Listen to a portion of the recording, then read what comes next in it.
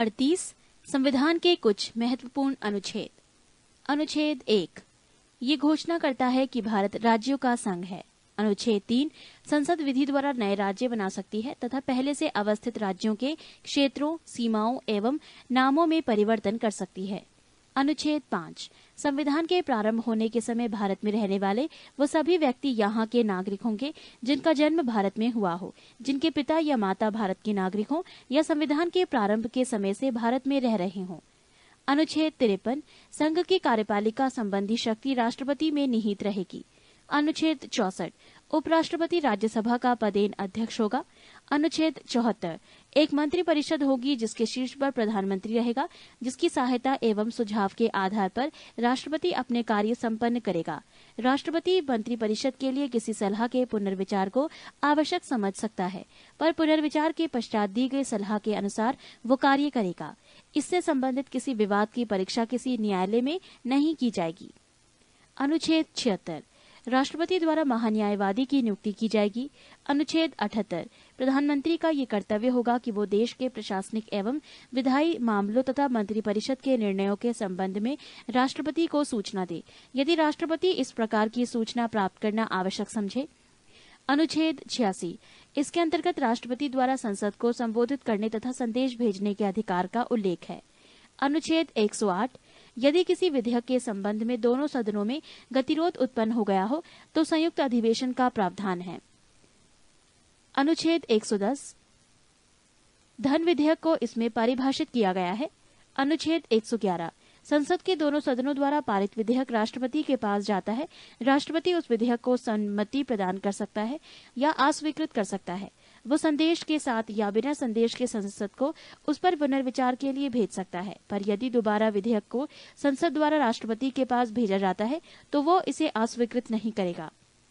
अनुच्छेद 112 प्रत्येक वित्तीय वर्ष हेतु राष्ट्रपति द्वारा संसद के समक्ष बजट पेश किया जाएगा। अनुच्छेद 123 संसद के अवकाश सत्र नहीं चलने की स्थिति में राष्ट्रपति को अध्यादेश जारी करने का अधिकार। अनुच्छेद 124 इसके अंतर्गत सर्वोच्च न्यायालय के गठन का वर्णन है। अनुच्छेद 129 सर्वोच्च न्यायालय एक अभिलेख न्यायालय है। अनुच्छेद 148 नियंत्रक एवं महालेखा परीक्षक की नियुक्ति राष्ट्रपति द्वारा की जाएगी। अनुच्छेद 163 राज्यपाल के कार्यों में सहायता एवं सुझाव देने के लिए राज्यों में एक मंत्रिपरिषद एवं इसके शीर्ष पर मुख्यमंत्री होगा, पर राज्यपाल के स्वविवेक संबंधी कार्यों में वो मंत्रिपरिषद के सुझाव लेने के लिए बाध्य नहीं होगा। अनुच्छेद 169 राज्य में विधान परिषदों की रचना या उनकी समाप्ति विधानसभा द्वारा बहुमत से पारित प्रस्ताव तथा संसद द्वारा इसकी स्वीकृति से संभव है। अनुच्छेद 200 राज्यों की विधायिका द्वारा पारित विधेयक राज्यपाल के समक्ष प्रस्तुत किया जाएगा। वो इस पर अपनी सम्मति दे सकता है या इसे अस्वीकृत कर सकता है। वो इस विधेयक को संदेश के साथ या बिना संदेश के पुनर्विचार हेतु विधायिका को वापस भेज सकता है, पर पुनर्विचार के बाद दोबारा विधेयक आ जाने पर वो इसे अस्वीकृत नहीं कर सकता। इसके अतिरिक्त वो विधेयक को राष्ट्रपति के पास विचार के लिए भी भेज सकता है। पृष्ठ 232 अनुच्छेद 213 राज्य विधायिका के सत्र में नहीं रहने पर राज्यपाल अध्यादेश जारी कर सकता है। अनुच्छेद 214 सभी राज्यों के लिए उच्च न्यायालय की व्यवस्था होगी। अनुच्छेद 226 मूल अधिकारों के प्रवर्तन के लिए उच्च न्यायालय को लेख जारी करने की शक्तियां। अनुच्छेद 233 जिला न्यायाधीशों की नियुक्ति राज्यपाल द्वारा उच्च न्यायालय के परामर्श से की जाएगी। अनुच्छेद 235 उच्च न्यायालय का नियंत्रण अधीनस्थ न्यायालयों पर रहेगा। अनुच्छेद 239 केंद्र शासित प्रदेशों का प्रशासन राष्ट्रपति द्वारा होगा। वो यदि उचित समझे तो बगल के किसी राज्य के राज्यपाल को इसके प्रशासन का दायित्व सौंप सकता है या एक प्रशासक की नियुक्ति कर सकता है। अनुच्छेद 245 संसद संपूर्ण देश या इसके किसी हिस्से के लिए तथा राज्य विधानपालिका अपने राज्य या इसके किसी हिस्से के लिए कानून बना सकती है। अनुच्छेद 248 विधि निर्माण संबंधी अवशिष्ट शक्तियां संसद में निहित हैं। अनुच्छेद 249 राज्यसभा विशेष बहुमत द्वारा राज्य सूची के किसी विषय पर लोकसभा को एक वर्ष के लिए कानून बनाने के लिए अधिकृत कर सकती है, यदि वो इसे राष्ट्रहित में आवश्यक समझे। अनुच्छेद 262 अंतर्राज्यीय नदियों या नदी घाटियों के जल के वितरण एवं नियंत्रण से संबंधित विवादों के लिए संसद विधि द्वारा निर्णय कर सकती है। अनुच्छेद 263 केंद्र राज्य संबंधों में विवादों का समाधान करने एवं परस्पर सहयोग के क्षेत्रों के विकास के उद्देश्य से राष्ट्रपति एक अंतर्राज्यीय परिषद की स्थापना कर सकता है। अनुच्छेद 266 भारत की संचित निधि, जिसमें सरकार की सभी मौद्रिक आवश्यकताएं एकत्र रहेंगी, विधि सम्मत प्रक्रिया के बिना इससे कोई भी राशि नहीं निकाली जा सकती है। अनुच्छेद 267 संसद विधि द्वारा एक आकस्मिक निधि स्थापित कर सकती है, जिसमें अकस्मात उत्पन्न परिस्थितियों के लिए राशि एकत्र की जाएगी। अनुच्छेद 275 केंद्र द्वारा राज्यों को सहायक अनुदान दिए जाने का प्रावधान। अनुच्छेद 280 राष्ट्रपति हर 5वें वर्ष एक वित्त आयोग की स्थापना करेगा, जिसमें अध्यक्ष के अतिरिक्त 4 अन्य सदस्य होंगे तथा जो राष्ट्रपति के पास केंद्र एवं राज्यों के बीच करों के वितरण के संबंध में अनुशंसा करेगा। अनुच्छेद 300 का राज्य किसी भी व्यक्ति को उसकी संपत्ति से वंचित नहीं करेगा। पहले ये प्रावधान मूल अधिकारों के अंतर्गत था, पर संविधान के 44वें संशोधन 1978 ईस्वी के द्वारा उसे ये अनुच्छेद 300 का में एक सामान्य वैधानिक कानूनी अधिकार के रूप में अवस्थित किया गया। अनुच्छेद 312 राज्यसभा विशेष बहुमत द्वारा नई अखिल भारतीय सेवाओं की स्थापना की अनुशंसा कर सकती है। अनुच्छेद 315 संघ एवं राज्यों के लिए एक लोक सेवा आयोग की स्थापना की जाएगी। अनुच्छेद 324 चुनाव के पर्यवेक्षण, निर्देशन एवं नियंत्रण संबंधी समस्त शक्तियां चुनाव आयोग में निहित रहेंगी। अनुच्छेद 326 लोकसभा तथा विधानसभाओं में चुनाव व्यस्क मताधिकार के आधार पर होगा। अनुच्छेद 331 आंग्ल भारतीय समुदायों के लोगों का राष्ट्रपति द्वारा लोकसभा में मनोनयन संभव है, यदि वो समझे कि उनका उचित प्रतिनिधित्व नहीं है। अनुच्छेद 332 अनुसूचित जाति एवं जनजातियों का विधानसभाओं के आरक्षण में प्रावधान। पृष्ठ 233 अनुच्छेद 333 आंग्ल भारतीय समुदायों के लोगों का विधानसभाओं में मनोनयन। अनुच्छेद 335 अनुसूचित जातियों, जनजातियों एवं पिछड़े वर्गों के लिए विभिन्न सेवाओं के पदों में आरक्षण का प्रावधान। अनुच्छेद 343 संघ की आधिकारिक भाषा देवनागरी लिपि में लिखी गई हिंदी होगी। अनुच्छेद 347 यदि किसी राज्य में पर्याप्त संख्या में लोग किसी भाषा को बोलते हों और उनकी आकांक्षा हो कि उनके द्वारा बोली जाने वाली भाषा को मान्यता दी जाए, तो इसकी अनुमति राष्ट्रपति दे सकता है। अनुच्छेद 351 ये संघ का कर्तव्य होगा कि वो हिंदी भाषा का प्रसार एवं उत्थान करे, ताकि वो भारत की मिश्रित संस्कृति के सभी अंगों के लिए अभिव्यक्ति का माध्यम बने। अनुच्छेद 352 राष्ट्रपति द्वारा आपात स्थिति की घोषणा यदि वो समझता हो कि वो भारत या उसके किसी भाग की सुरक्षा युद्ध, बाह्य आक्रमण या सैन्य विद्रोह के फलस्वरूप खतरे में है। अनुच्छेद 356 यदि किसी राज्यपाल के द्वारा राष्ट्रपति को ये रिपोर्ट दी जाए कि उस राज्य में संवैधानिक तंत्र असफल हो गया है, तो वहां राष्ट्रपति शासन लागू किया जा सकता है। अनुच्छेद 360 यदि राष्ट्रपति ये समझता है कि भारत या इसके किसी भाग की वित्तीय स्थिरता ये एवं साख खतरे में है, तो वो वित्तीय आपात स्थिति की घोषणा कर सकता है।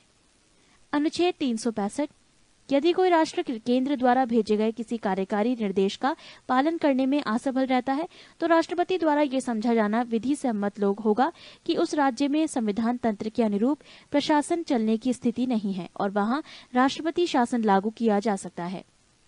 अनुच्छेद 368 संसद को संविधान के किसी भी भाग का संशोधन करने का अधिकार है। अनुच्छेद 370 इसके अंतर्गत जम्मू और कश्मीर की विश्व स्थिति का वर्णन है। अनुच्छेद 371 इसके कुछ राज्यों के विशेष क्षेत्रों के विकास के लिए राष्ट्रपति बोर्ड स्थापित कर सकता है, जैसे महाराष्ट्र, गुजरात, नागालैंड, मणिपुर इत्यादि। अनुच्छेद 394 का राष्ट्रपति अपने अधिकार के अंतर्गत इस संविधान का हिंदी भाषा में अनुवाद कराएगा। अनुच्छेद 395 भारतीय स्वतंत्रता अधिनियम 1947, भारत सरकार अधिनियम 1953 तथा इनके अन्य पूरक अधिनियमों को, जिसमें प्रिवी काउंसिल क्षेत्र अधिकार अधिनियम शामिल नहीं है, यहाँ रद्द किया जाता है। 39 संविधान में किए गए प्रमुख संशोधन। पहला संशोधन 1951 ईस्वी। इसके माध्यम से स्वतंत्रता, समानता एवं संपत्ति से संबंधित मौलिक अधिकारों को लागू किए जाने संबंधी कुछ व्यवहारिक कठिनाइयों को दूर करने का प्रयास किया गया। भाषण एवं अभिव्यक्ति के मूल अधिकारों पर इसमें उचित प्रतिबंध की व्यवस्था की गई। साथ ही इस संशोधन द्वारा संविधान में 9वीं अनुसूची को जोड़ा गया, जिसमें उल्लिखित कानूनों को सर्वोच्च न्यायालय के न्यायिक पुनरावलोकन की शक्तियों के अंतर्गत परीक्षा नहीं की जा सकती है। दूसरा संशोधन 1952 ईस्वी। इसके अंतर्गत 1951 ईस्वी की जनगणना के आधार पर लोकसभा में प्रतिनिधित्व को पुनर्व्यवस्थित किया गया।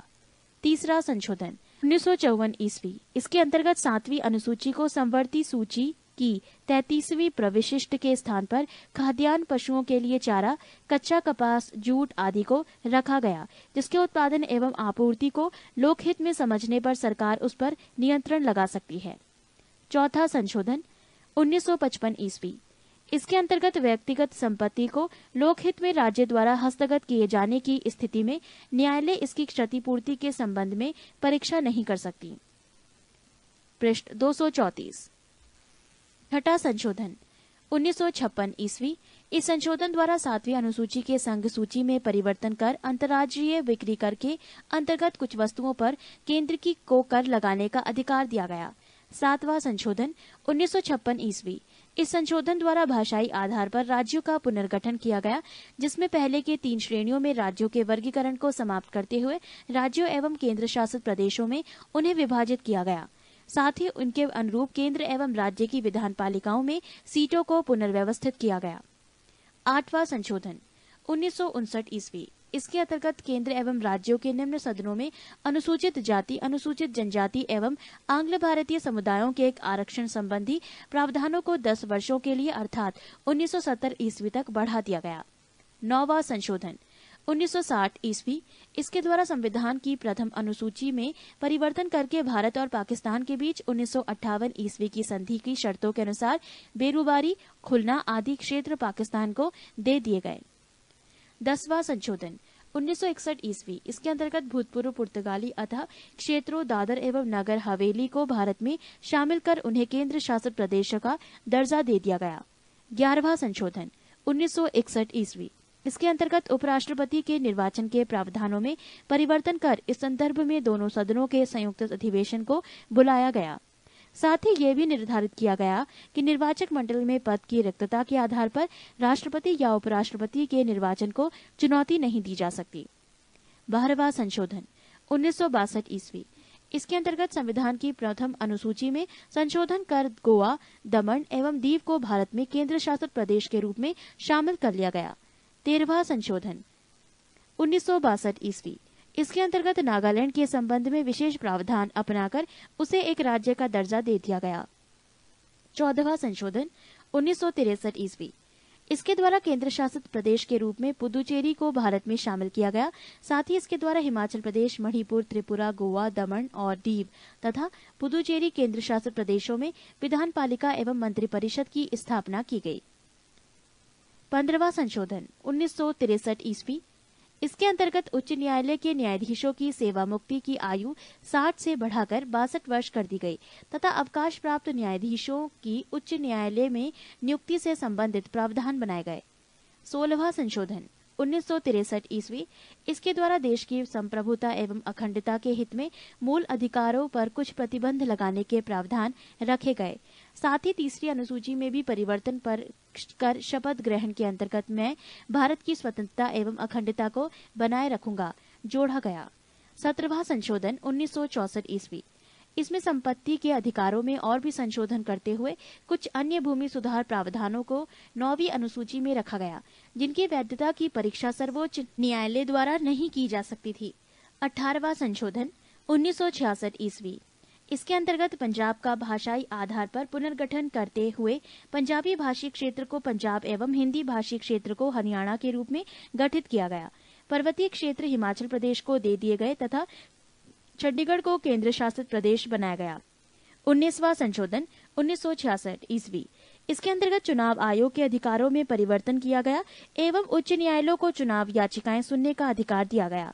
20वां संशोधन 1966 ईस्वी, इसके अंतर्गत अनियमितता के आधार पर नियुक्त की कुछ जिला न्यायाधीशों की नियुक्ति को वैधता प्रदान की गई। 21वां संशोधन 1967 ईस्वी, इसके द्वारा सिंधी भाषा को संविधान की 8वीं अनुसूची के अंतर्गत 15वीं भाषा के रूप में शामिल किया गया। पृष्ठ 235। 22वां संशोधन 1969 ईस्वी, इसके द्वारा असम से अलग करके एक नया राज्य मेघालय बनाया गया। 23वां संशोधन 1969 ईस्वी, इसके अंतर्गत विधान पालिकाओं में अनुसूचित जाति एवं अनुसूचित जनजाति के आरक्षण एवं आंग्ल भारतीय समुदायों के लोगों का मनोनयन और 10 वर्षों के लिए बढ़ा दिया गया।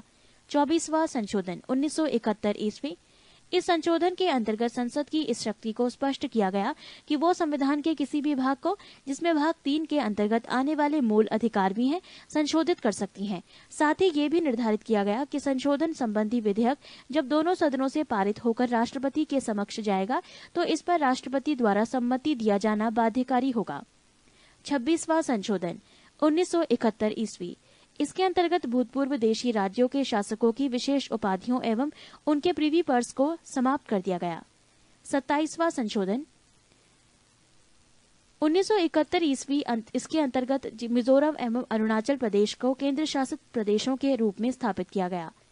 29वां संशोधन 1972 ईस्वी। इसके अंतर्गत केरल भू सुधार संशोधन अधिनियम 1969 तथा केरल भू सुधार संशोधन अधिनियम 1971 को संविधान की 9वीं अनुसूची में रख दिया गया, जिससे इसकी संवैधानिक वैधता को न्यायालय में न चुनौती दी जा सके। 31वां संशोधन 1973 ईस्वी। इसके द्वारा लोकसभा के सदस्यों की संख्या 525 से 545 कर दी गई तथा केंद्र शासित प्रदेशों का प्रतिनिधित्व 25 से घटाकर 20 कर दिया गया। 32वां संशोधन 1974 ईस्वी। इसके द्वारा संसद एवं विधान पालिकाओं के सदस्यों द्वारा दबाव में या जबरदस्ती किए जाने पर इस्तीफा देना अवैध घोषित किया गया एवं अध्यक्ष को ये अधिकार दिया गया कि वो सिर्फ स्वेच्छा से दिए गए एवं उचित त्यागपत्र को ही स्वीकार करें। 34वां संशोधन 1974 ईस्वी। इसके अंतर्गत विभिन्न राज्यों द्वारा पारित 20 भू सुधार अधिनियम को 9वीं अनुसूची में प्रवेश देते हुए उन्हें न्यायालय द्वारा संवैधानिक वैधता के परीक्षण से मुक्त किया गया। 35वां संशोधन 1974 ईस्वी। इसके अंतर्गत सिक्किम का संरक्षित राज्यों का दर्जा समाप्त कर उसे संबद्ध राज्य के रूप में भारत में प्रवेश दिया गया। 36वां संशोधन 1975 ईस्वी। इसके अंतर्गत सिक्किम को भारत का 22वां राज्य बनाया गया। 37वां संशोधन 1975 ईस्वी। इसके तहत आपात स्थिति की घोषणा और राष्ट्रपति, राज्यपाल एवं केंद्र शासित प्रदेशों के प्रशासनिक प्रधानों द्वारा अध्यादेश जारी किए जाने को अविवादित बनाते हुए न्यायिक पुनर्विचार से उन्हें मुक्त रखा गया। 39वां संशोधन 1975 ईस्वी। इसके द्वारा राष्ट्रपति, उपराष्ट्रपति, प्रधानमंत्री एवं लोकसभा अध्यक्ष के निर्वाचन संबंधी विवादों को न्यायिक परीक्षण से मुक्त कर दिया गया। 41वां संशोधन 1976 ईस्वी। इसके द्वारा राज्य लोक सेवा आयोग के सदस्यों की सेवा मुक्ति की आयु सीमा 60 से बढ़ाकर 62 वर्ष कर दी गई, पर संघ लोक सेवा आयोग के सदस्यों की सेवानिवृत्ति की अधिकतम आयु 65 वर्ष रहने दी गई। 42वां संशोधन 1976 ईस्वी। इसके द्वारा संविधान में व्यापक परिवर्तन लाए गए, जिनमें से मुख्य निम्नलिखित थे। क. संविधान की प्रस्तावना में समाजवादी, धर्मनिरपेक्ष एवं एकता और अखंडता आदि शब्द जोड़े गए। ख. सभी नीति निर्देशक सिद्धांतों को मूल अधिकारों पर सर्वोच्चता सुनिश्चित की गई। ग. इसके अंतर्गत संविधान में 10 मौलिक कर्तव्यों का अनुच्छेद 51 क भाग 4 क के अंतर्गत जोड़ा गया। पृष्ठ 236। घ. इसके द्वारा संविधान को न्यायिक परीक्षण से मुक्त किया गया। ण. सभी विधान सभाओं एवं लोकसभा की सीटों की संख्या को इस शताब्दी के अंत तक के स्थिर कर दिया गया। च. लोकसभा एवं विधान सभाओं की अवधि को 5 से 6 वर्ष कर दिया गया। 6. इसके द्वारा ये निर्धारित किया गया कि किसी केंद्रीय कानून की वैधता पर सर्वोच्च न्यायालय एवं राज्य के कानून की वैधता का उच्च न्यायालय की परीक्षण करेगा। साथ ही ये भी निर्धारित किया गया कि किसी संवैधानिक वैधता के प्रश्न पर 5 से अधिक न्यायाधीशों की बेंच द्वारा 2/3 बहुमत से निर्णय दिया जाना चाहिए और यदि न्यायाधीशों की संख्या 5 तक हो तो निर्णय सर्वसम्मति से होना चाहिए। ज. इसके द्वारा वन संपदा, शिक्षा, जनसंख्या नियंत्रण आदि विषयों को राज्य सूची से संवर्ती सूची के अंतर्गत कर दिया गया। झ. इसके अंतर्गत निर्धारित किया गया कि राष्ट्रपति मंत्रिपरिषद एवं उसके प्रमुख प्रधानमंत्री की सलाह के अनुसार कार्य करेगा। ट. इसने संसद को राष्ट्र विरोधी गतिविधियों से निपटने के लिए कानून बनाने के अधिकार दिए एवं सर्वोच्चता स्थापित की। 44वां संशोधन 1978 ईस्वी। इसके अंतर्गत राष्ट्रीय आपात स्थिति लागू करने के लिए आंतरिक अशांति के स्थान पर सैन्य विद्रोह का आधार रखा गया एवं आपात स्थिति संबंधी अन्य प्रावधानों में परिवर्तन लाया गया, जिससे उनका दुरुपयोग न हो। इसके द्वारा संपत्ति के अधिकार को मौलिक अधिकारों के भाग से हटाकर विधिक कानूनी अधिकारों की श्रेणी में रख दिया गया। लोकसभा तथा राज्य विधानसभाओं की अवधि 6 वर्ष से घटाकर पुनः 5 वर्ष कर दी गई। उच्चतम न्यायालय को राष्ट्रपति तथा उपराष्ट्रपति के निर्वाचन संबंधी विवाद को हल करने की अधिकारिता प्रदान की गई। 50वां संशोधन 1984 ईस्वी। इसके द्वारा अनुच्छेद 33 में संशोधन कर सैन्य सेवाओं की पूरक सेवाओं में कार्य करने वालों के लिए आवश्यक सूचनाएं एकत्रित करने, देश की संपत्ति की रक्षा करने और कानून तथा व्यवस्था से संबंधित दायित्व भी दिए गए। साथ ही इन सेवाओं द्वारा उचित कर्तव्य पालन हेतु संसद को कानून बनाने के अधिकार भी दिए गए। 52वां संशोधन 1985 ईस्वी। इस संशोधन के द्वारा राजनीतिक दल बदल पर अंकुश लगाने का लक्ष्य रखा गया। इसके अंतर्गत संसद या विधानमंडलों के उन सदस्यों को अयोग्य घोषित कर दिया जाएगा जो उस दल को छोड़ते हैं जिसके चुनाव चिन्ह पर उन्होंने चुनाव लड़ा था। पर यदि किसी दल की संसदीय पार्टी के 1/3 सदस्य अलग दल बनाना चाहते हैं तो उन पर अयोग्यता लागू नहीं होगी। दल बदल विरोधी इन प्रावधानों को संविधान की 10वीं अनुसूची के अंतर्गत रखा गया। 53वां संशोधन 1986 ईस्वी। इसके अंतर्गत अनुच्छेद 371 में खंड जी छोड़कर मिजोरम को राज्य का दर्जा दिया गया। 54वां संशोधन 1986 ईस्वी। इसके द्वारा संशोधन संविधान की 2री अनुसूची में भाग डी में संशोधन कर न्यायाधीशों के वेतन में वृद्धि का अधिकार संसद को दिया गया। 55वां संशोधन 1986 ईस्वी। इसके अंतर्गत अरुणाचल प्रदेश को राज्य बनाया गया। 56वां संशोधन 1987 ईस्वी। इसके अंतर्गत गोवा को एक राज्य का दर्जा दिया गया तथा दमन तथा दीव को केंद्र शासित प्रदेश के रूप में ही रहने दिया गया।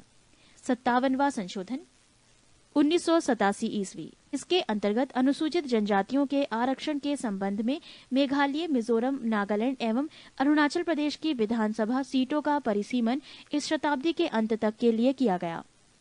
पृष्ठ 237। 58वां संशोधन 1987 ईस्वी। इसके द्वारा राष्ट्रपति को संविधान का प्रामाणिक हिंदी संस्करण प्रकाशित करने के लिए अधिकृत किया गया।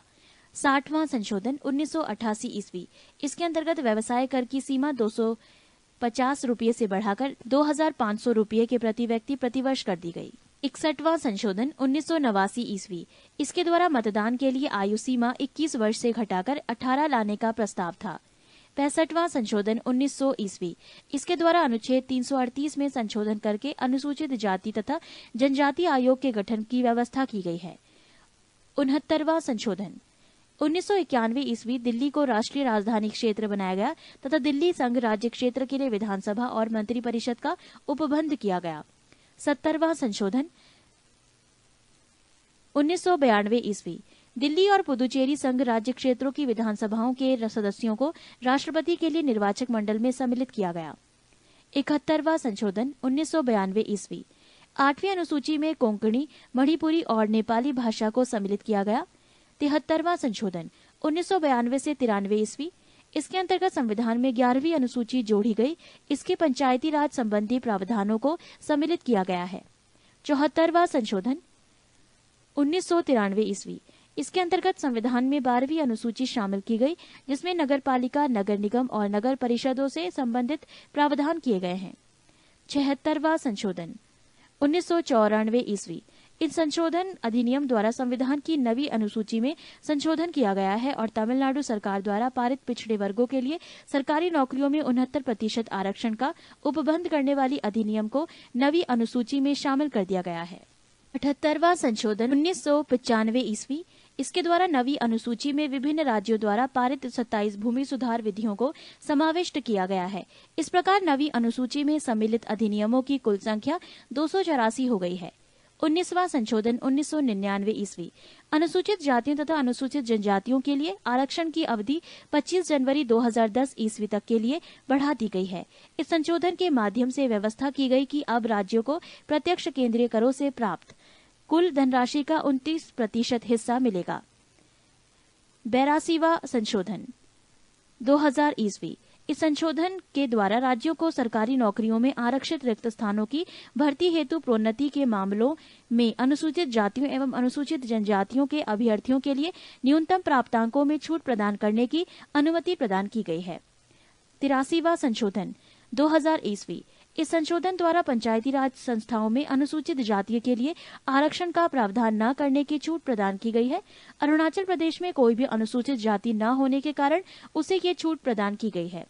84वां संशोधन 2001 ईस्वी। इस संशोधन अधिनियम द्वारा लोकसभा तथा विधानसभाओं की सीटों की संख्या में वर्ष 2026 तक कोई परिवर्तन न करने का प्रावधान किया गया है। 85वां संशोधन 2001 ईस्वी। सरकारी सेवाओं में अनुसूचित जाति या जनजाति के अभ्यर्थियों के लिए पदोन्नतियों में आरक्षण की व्यवस्था।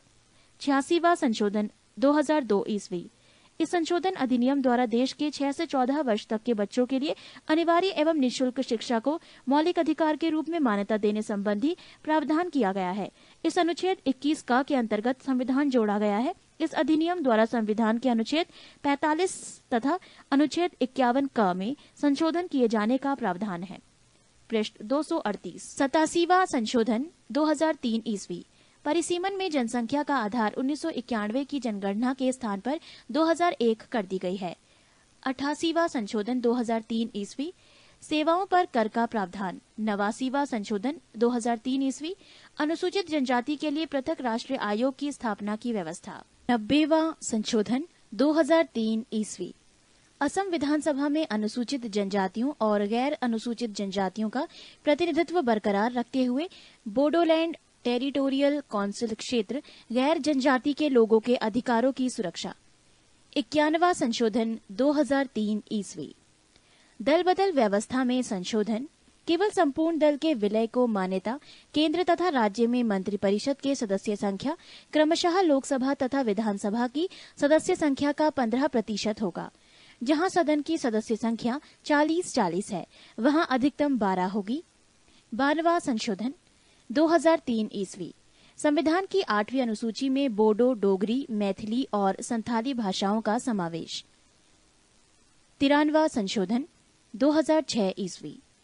शिक्षा संस्थानों में अनुसूचित जाति और अनुसूचित जनजाति और अन्य पिछड़े वर्गों के नागरिकों के दाखिले के लिए सीटों के आरक्षण की व्यवस्था संविधान के अनुच्छेद 15 की धारा 4 के प्रावधानों के तहत की गई है। 94वां संशोधन 2006 ईस्वी। इस संशोधन द्वारा बिहार राज्य को एक जनजाति कल्याण मंत्री नियुक्त करने के उत्तरदायित्व से मुक्त कर दिया गया तथा इस प्रावधान को झारखंड व छत्तीसगढ़ राज्यों में लागू करने की व्यवस्था की। मध्य प्रदेश एवं उड़ीसा राज्य में ये प्रावधान पहले से ही लागू है। भारतीय संविधान से संबंधित ये जानकारी समाप्त होती है। पृष्ठ 239।